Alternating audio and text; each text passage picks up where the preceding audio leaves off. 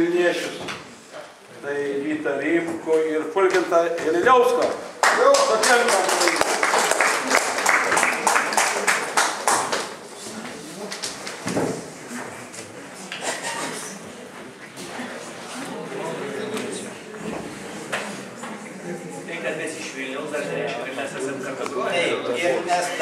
Jūs ne Vilniečiai, tik tai Vilniuje gyvenam, aš esu Panevėžietis, gimęs ir užaugęs.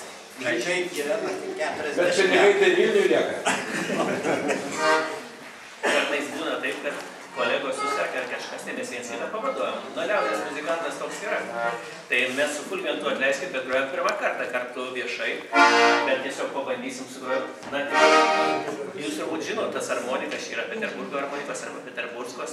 Jos abi, aišku, ne iš Peterburgo, jos pagamintas Lietuvoje.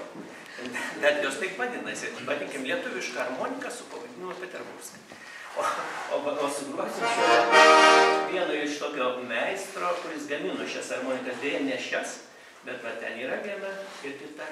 Tai yra Sipavičius, Sipavičių dinastija. Tai tas valsas vadinasi Sipavičius, mes jį taip ir vadiname.